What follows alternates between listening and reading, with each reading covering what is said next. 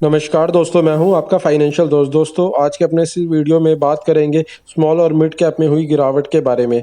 पिछले दिनों सेबी चीफ द्वारा दिए गए बयान में जिसमें उन्होंने कहा था कि स्मॉल कैप और मिड कैप के अंदर वैल्यूएशन काफ़ी हाई पे है और इसके अंदर एक बबल सा बन रहा है जो कभी भी ब्लास्ट हो सकता है, जिसका असर आज बुधवार को काफ़ी तेज़ गिरावट के साथ हमें देखने को मिला है। यहाँ पर आप देख सकते हैं मिड और स्मॉल कैप दोनों ही तरीके के फंड के अंदर 1 से लेकर 5% तक की गिरावट पिछले एक हफ्ते के अंदर आ चुकी है।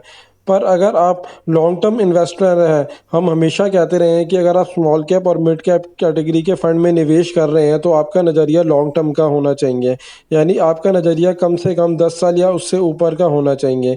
अगर आपका इतना लंबा नज़रिया है तो आपको यहाँ पर पैनिक होने की कोई भी ज़रूरत नहीं है, क्योंकि अगर आप पैनिक में होके अपने अमाउंट को रिडीम कर लेंगे, अपने फ़ंड को विड्रॉ कर लेंगे, तो उस टाइम पे आपको नुकसान होगा। और यदि आप पैनिक होकर इस डिसीज़न को नहीं लेते हैं और अपने निवेश को कंटिन्यू बनाए रखते हैं, यहाँ पर आप अगर एसआईपी के थ्रू निवेश कर रहे हैं तो अपना निवेश कंटिन्यू बनाए रखिए, क्योंकि आपने अपना जो निवेश किया है वह लॉन्ग टर्म के हिसाब से किया है।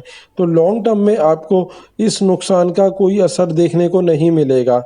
वैसे भी ज़्यादातर फंड हाउसों ने आप देखेंगे स्मॉल कैप कैटेगरी के अंदर लमसम निवेश बंद ही कर रखा है, इसलिए अगर आप अपना निवेश एसआईपी के तौर पे कर रहे हैं तो आप इसे कंटिन्यू कर सकते हैं, इसमें कोई भी प्रॉब्लम नहीं होएगी। जहाँ तक निवेश की बात है तो इस समय आप अपनी एसआईपी तो कंटिन्यू चला सकते हैं, बट इस समय आप लमसम इन्वेस्टमेंट करने से बचें, क्योंकि यह वैसे भी इस टाइम आपको पता है अगले 1 से 2 महीने यानी अप्रैल के आसपास हमारे देश में इलेक्शन होने वाले हैं। इस वजह से भी मार्केट में काफ़ी वॉलेटिलिटी रहने की चांस है।